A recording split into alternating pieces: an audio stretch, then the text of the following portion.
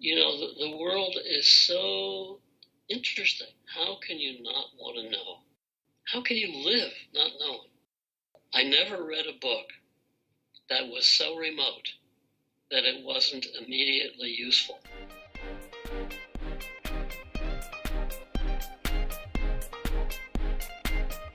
Welcome to Pensive Series.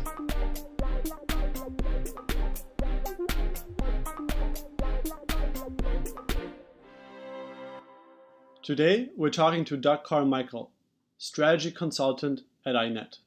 INET stands for Institute for New Economic Thinking and was funded by billion investor George Soros after the 2008 financial crisis.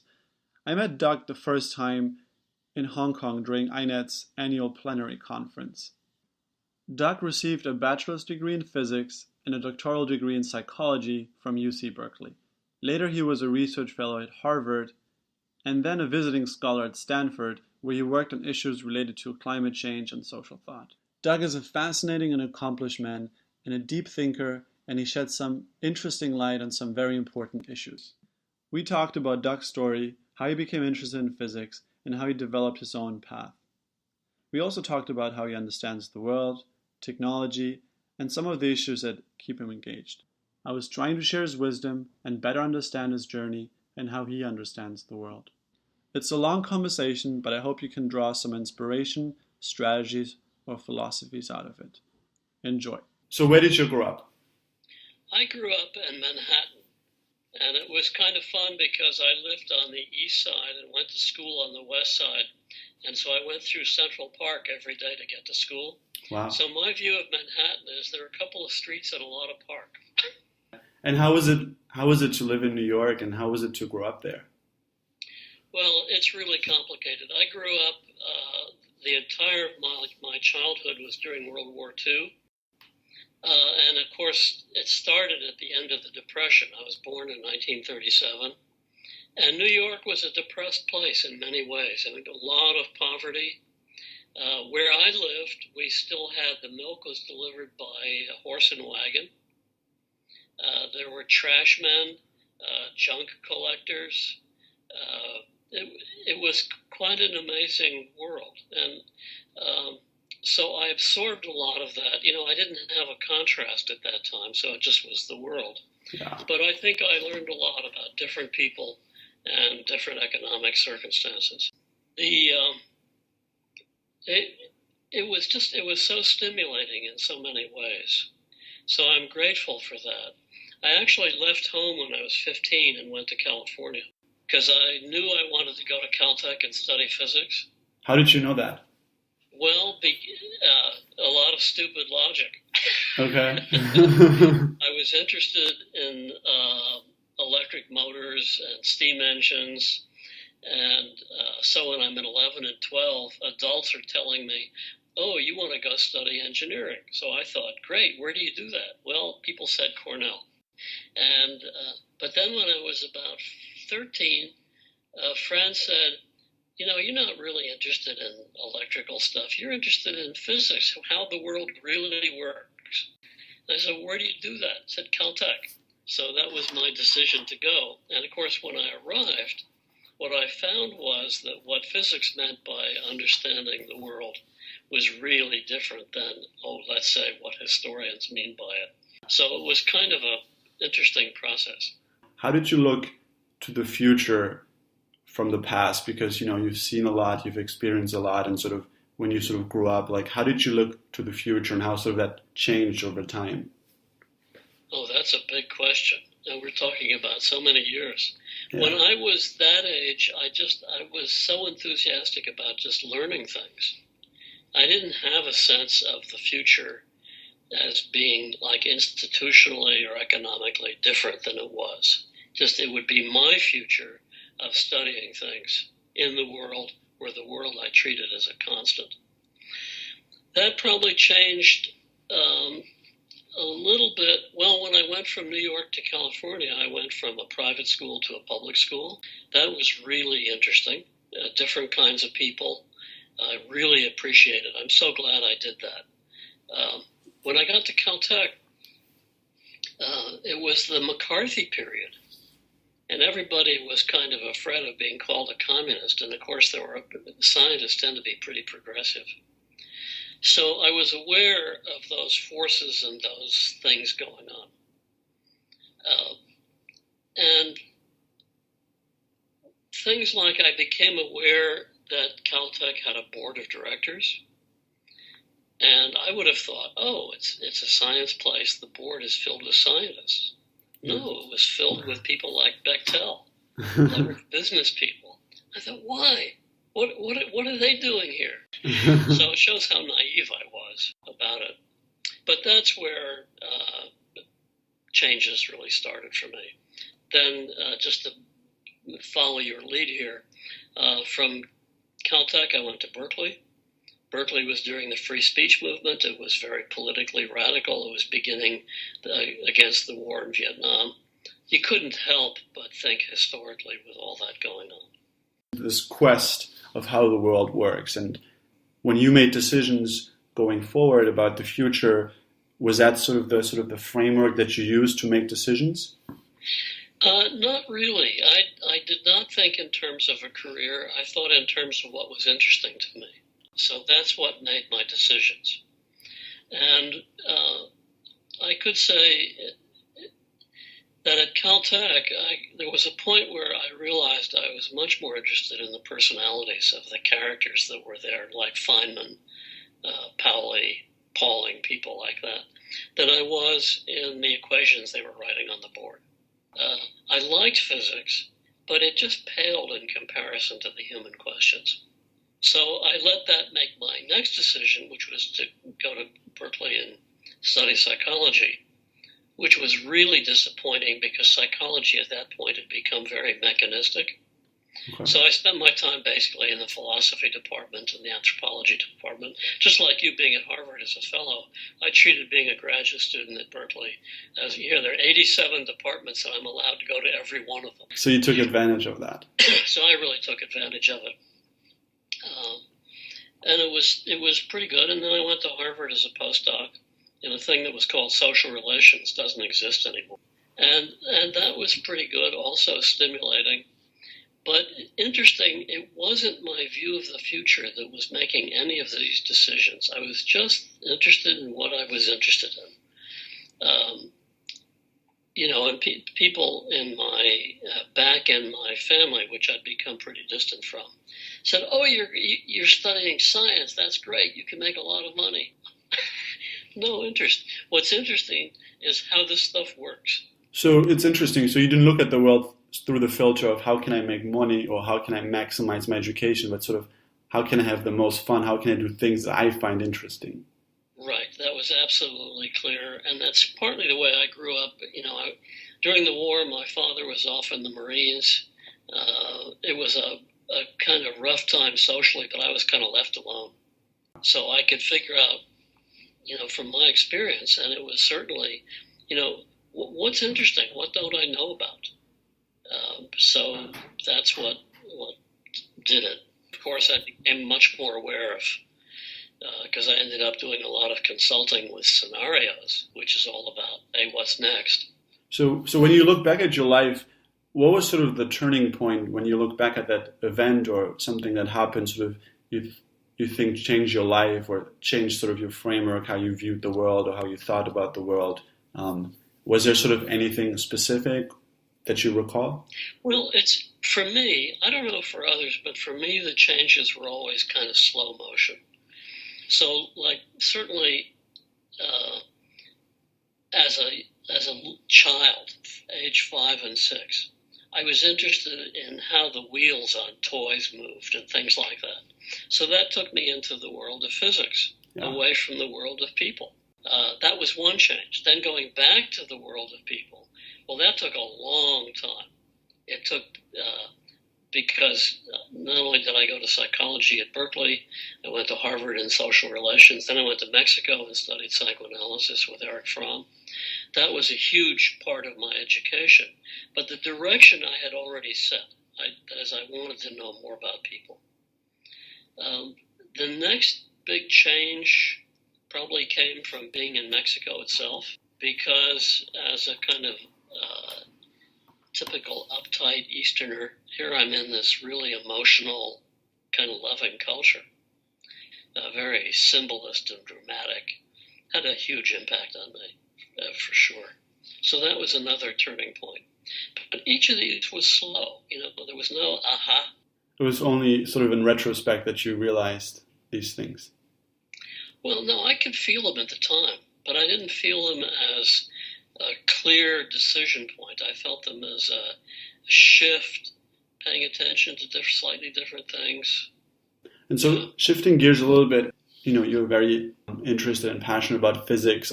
So Elon Musk, for example, also studied physics at Wharton. He has this sort of first principles thinking derived from physics. So I was curious whether you had anything like that, sort of something you took or borrowed from physics that sort of helped to guide your own life.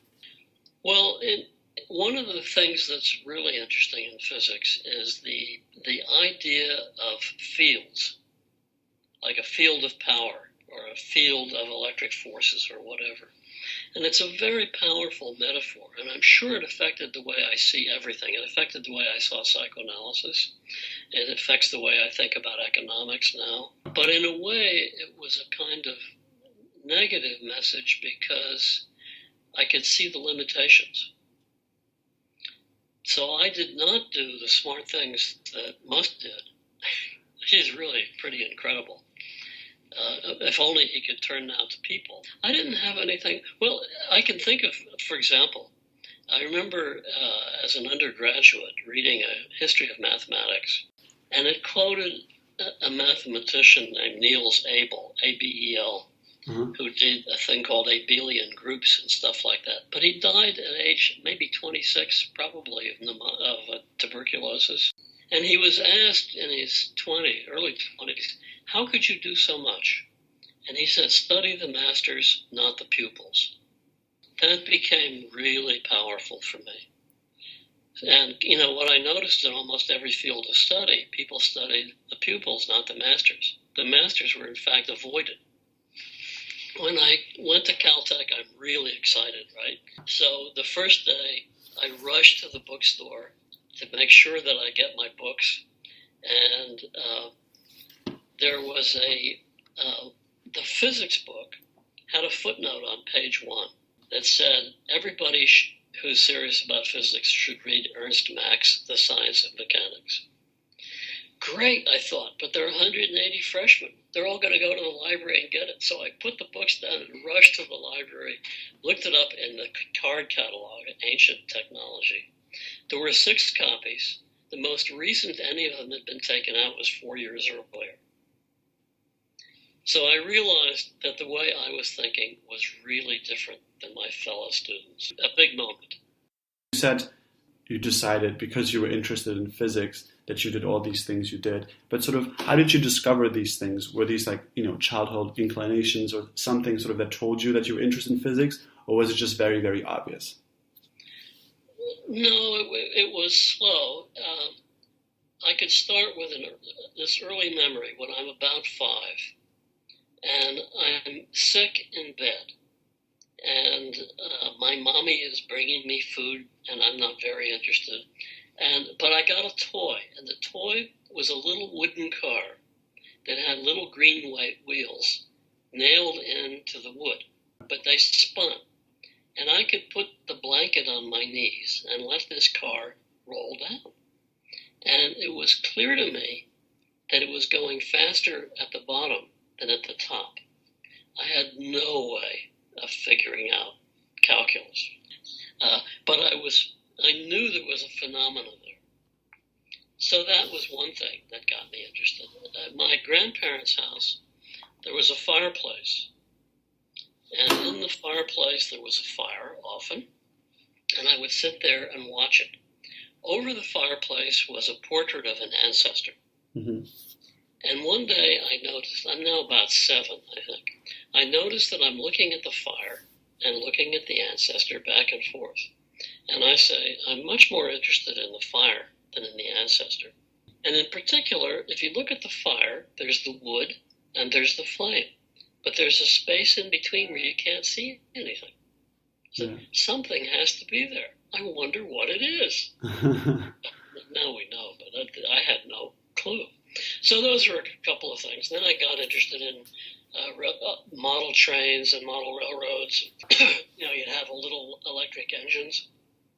And I thought, what if I built a real steam engine? So I got into that and learned machinery, machining parts and all that. It turned out to be a much bigger deal than I thought. But those are some pieces. Looking back at your life, who are some people who've really influenced you in sort of your thinking or in sort of, your way of conducting your life? Well, the first is a guy named David Krebs, who was a teacher of mine in the 6th grade. And he made geometry fascinating. And I was so amazed by that because most teachers made everything boring. And I thought, the difference is the energy he's putting into this. Then the next person was a guy named Wilson Parkhill, who was the headmaster of that school. And he was just a stylish, decent guy. Everybody recognized that. There's scholarships in his name now and all that. And I think it's really interesting because if you look at the two of them, one is kind of on the mathematics physics side. The other is in a totally different world. He was also my Latin teacher. And then I admired him for his human qualities, not particularly things that he knew.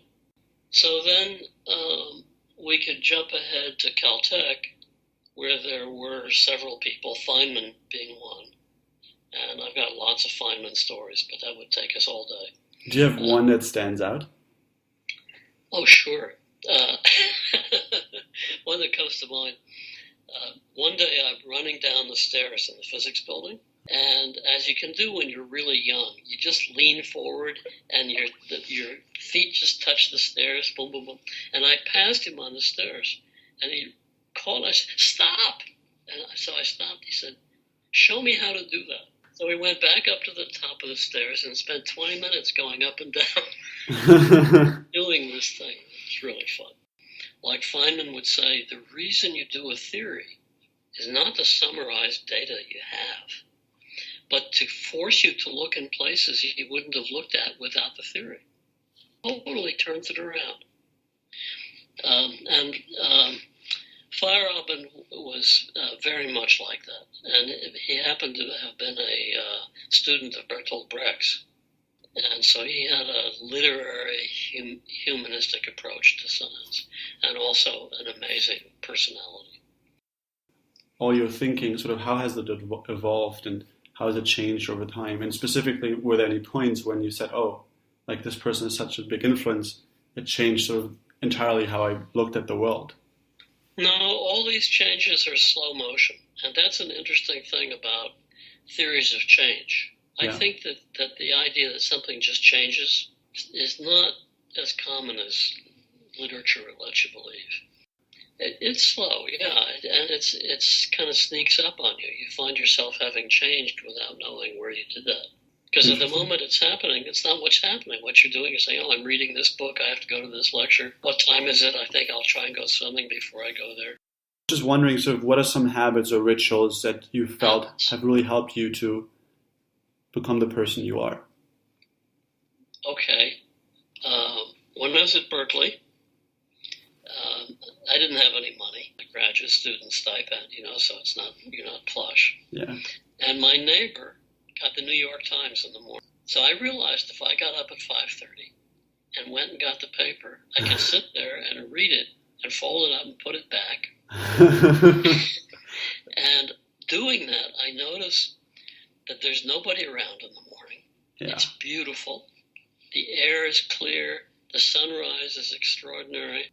Where I was in Berkeley, you could see down the street to the Golden Gate Bridge and the fog out there. Incredible birds everywhere. By the time everybody else is up, it's all gone. There's a little bit of smog. Yeah. It's just different. So that was, what I learned is what I sometimes think is almost a religious practice, and that is to get up with the dawn. And you could joke about it, saying, as the sun is coming up, if you get up with it, it's doing half the work. So I don't have to do anything. And I noticed people who got up later are struggling to get up. reading laterally has been a habit, certainly since graduate school. I learned it in graduate school. It is if you're reading about something and it makes a note about something else, go look at it. Let a random path develop. Follow things out, see where they go. Kind of a discovery procedure. So that was another. And how did you learn that? Well, I don't know the answer, but here's a piece of it. A guy named Richard Tolman, who had been, Edward Tolman, brother, who had been chairman of the department, gave his library when he died as the graduate student library. And everything he had handwritten notes in it. And I found those very interesting. So I started reading not for what was in the print, but what was in the notes. And that led me to, he would say, see such and such. So I would go do that. So that's probably where I learned that style. Oh, but we have to back up, because in high school, I was captain of the swimming team, and I worked in a bakery. Totally exhausting, stupid, but I did it. And there was a little bit of time between the swimming and the bakery shop where I worked. So I stopped by at the public library, and they had a shelf of new books, usually 30 or 40 on the shelf, and they would change every couple of days. And I would just look through and pick the most interesting titles and read them. So it's following your own curiosity. Yeah, right. And there were weird things. Like I remember a book, Famous Last Lines, and it was people's actually the last thing that they said. What is sort of one book that you're sort of very likely to give out to other people or to recommend to read for other people? Well, it changes for sure. I think it depends so much upon the person. But things like Don Quixote, Greek plays, especially Aeschylus. You can never read too much Shakespeare, but it's hard to get people to read it. So there's no one thing like that. I'm much more likely these days to make a clear recommendation about a non-fiction book, something that's historical or philosophical. Is there something you regret that you sort of didn't do that you wish you had? Sure. I mean, I wish I had written pop songs. That would have been a great thing to have done. I wish I had understood more about economics earlier. Not economics in the standard sense, but the real stuff. Well, it's actually a source of leverage and power to get things done. I mean, a key decision for me was to give up the academic world and become a psychoanalyst. That was huge. How did you make that? Because that sounds to me like a huge turning point in your own life. Well, it was a big turning point. And it came out of my not particularly liking my experience at Harvard. I liked the people, but the institution I found, just like you say, everybody's in their own cubicle reading their own pile of books. It's not an intellectual atmosphere. And so I kind of rebelled against the academic world at that point. I'd had enough of it, and I wanted to see what was going on in a broader world. So that was a big decision, and I don't regret it on balance.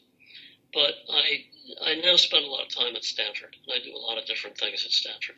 But life would be a little easier if I had stuck with the academic path, and I'd now be a tenured professor at Stanford. Just a little easier, not much, but it would also be a lot more terrible. Right. You should just follow through on everything. Take it to the point where something happens. And I was a little too easy on myself. Life was hard, and I went through a lot of stuff. But I could have pushed harder. I would have loved to have learned Greek. But the whole thing with languages, I speak passable Spanish, and I can get along in French. But others, I can read Russian, but I can't speak it. I wish I could. If we go back 2 popes from the one that we have now, he once said, if I had known I was going to be pope, I would have studied harder. And I'd say if I had known I was going to be me, I would have studied harder. And how would you have done that? Like, Well, it's hard because we don't have teachers who teach you that kind of stuff, really. So who really would be. We don't live in a time of good education at any level, so far as I can see. There's some good stuff that goes on in Waldorf schools. That's about the end. that's why I'm really a big fan of Stoicism, because it's very sort of a very practical philosophy. Yeah, so that's good and hard. It's demanding. Yeah. And we never demanded enough of ourselves. These days, you should know several languages well. You should know a lot of history. You should know enough science to know why light comes through glass and why the building doesn't fall down. Right. And that's one of the good things, actually, of having studied physics, is you know why those things happen, and most people don't have a clue. I mean, they're living in this world, and the light's coming in the window, and they don't know how that happens. Math is very terribly taught. Calculus can be taught in 2 weeks. I'm totally convinced. But there's a routine for teaching it that all of mathematicians learn, and they do it in an extremely boring way. Most things can be learned rather rapidly, I believe. More language, more history, poetry. I wish I knew poetry at the technical level really well. Another thing, I paint. And I wish I had done it much earlier, and I wish I understood it a little better than I do. I'm getting pretty good. And I have a show coming up in June, which is fun. Oh, wow. That's awesome. I'd show you a painting, but I don't have any in this room. Okay. Well, next time. But I wish I had done that a lot more. If we get into this kind of stuff, I at one point was interested in movie making, and I didn't do enough to make it happen. I have a son who's had 2 films at Sundance, which is pretty amazing, and he's an art dealer in Europe and doing very, very well and has a fascinating life. And he's a person who just makes things happen. I grew up a little differently than he did, and I think that instead of going out in traffic and causing an accident, staying on the sidewalk and avoiding the accident is what I learned as a way to approach life. Mm-hmm. Don't get killed in a stupid accident. Is there anything that you wish you would do less? Or had done less? Waste time? No, I don't want to say that, because wasting time is often where the best things happen. Yeah, how do you know when you're wasting time? Because sometimes it's obvious, right? But how do you know when you're wasting time when it's not that obvious? Well, you usually have in the back of your mind a slight guilty feeling. Okay. Like I should be doing, but I'm not. I'm just wandering around. Okay. But the wandering around is good. What is an important truth that sort of do you think very few people agree with you on, on sort of whatever level you want to discuss? One that I think is very important is, to me, every human being is interesting. Most people don't agree with that. Yeah. Never met a person who had a boring dream. Each person, and so that's one. And the American obsession with growth and progress and innovation, I think, is a real mistake.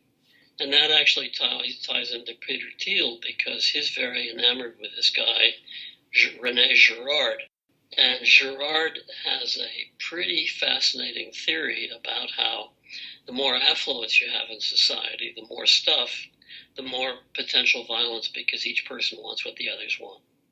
And so that anything that looks like success is a guarantee of violence. Wow, that's interesting. Most people don't believe that, and I can't figure out Peter, because he's really interested in that kind of work and supports an institute here in San Francisco, in Berkeley, and Palo Alto, that does that. At the same time, he's a super entrepreneur driving change.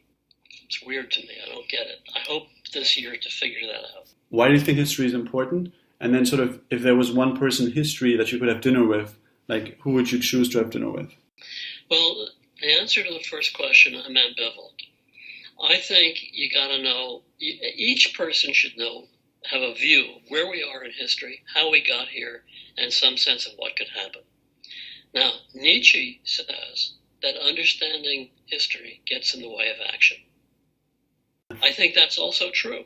So I'm ambivalent, and it could be that history is just trying to pin things down, and in doing it, you lose the freedom to do the future. I don't know. I find it really interesting. I'm currently involved in a project in Singapore where I'm going next week, which is looking at the deep difference between the East and the West and how it's epistemology, ontology, whatever you want to call it, how they are. And you can't do that without history. And history, especially of the origin of ideas. I'll just give you one example. Everybody uses the word capitalism. Whoever even bothers to look it up in a dictionary? It comes from the Latin cap, C-A-P, which is Latin for head, as in baseball cap, caput, the capital on top of a column, or the capital of a country, or capital punishment. All that's coming from the same thing. Now, how did it get to capitalism? Okay, in Rome, the measure of wealth was cattle. And if you breed a bull and a cow, what do you get?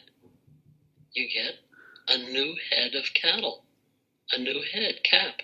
That's where it comes from. It comes out of breeding and the dynamics of having a herd. And of all the ancient measures of wealth in the ancient world, cattle was the only one that bred. Everything else, like you have cowrie shells, you have 10 today, you're going to have 10 tomorrow. But if you have 10 head of cattle, you might, come spring, have a couple of extra ones. So the magic of capitalism comes from that. I find that very helpful and very instructive. It gives me the sense that we can get a handle on what this critter is in thinking about a better way to do our world. And I think everything is like that. And certainly on this East-West project in Singapore, I've been learning classical Chinese in order to understand the way ancient Chinese thought. And it's just incredible looking at the etymology of these words and how they go. They're very helpful. And so I would say, people should know that understanding the origin of all words is helpful. Another favorite saying of mine, which I made up, this one. The others are quoting somebody else. I never read a book that was so remote that it wasn't immediately useful. And then the question about who would you have dinner with if you had the chance to have dinner with anyone in history? Oh, who would I have dinner with? Shakespeare to me is the most obvious. I mean, that mind of his is just, the more I know, and I've been learning quite a bit, the deeper it is. I mean, he's dealing at a time of great social conflict, and the plays reflect that, the Catholic Protestant split, and the politics and the monarchy and all that. And the way he built resonances into the writing that just go on and on, it's like ringing a bell, bang, it just goes. So anyway, I think we could have a conversation. Deeper and would be Plato, but I can't imagine what kind of conversation we could have. You talked about the importance of studying physics. Can you tell us why? I'd say, look, don't you feel bad walking around in a world you don't understand why it's the way it is? Take simple things. Why is the sky blue? Most people your age don't know the answer. It's amazing to me. If you think, I sometimes will say to a group of technical people, say, you have never designed anything as complicated as a blade of grass. It's true. A blade of grass can reproduce, it can handle different seasons, can be stepped on. Try it. The world is so interesting. How can you not want to know? How can you live not knowing? Unfortunately, science today is a bad path into that kind of understanding. It's all like a trade. You learn how to solve the equations. You learn, look, the way physics is taught today is like this, and this. There's no place where you talk about not yet understanding something. There's no sense of the method of how you move. How do you get Newton's laws? Or how do you get Galileo's inclined plane? Try it. It's the only way. Nobody teaches it like that. It's all totally rote, boring.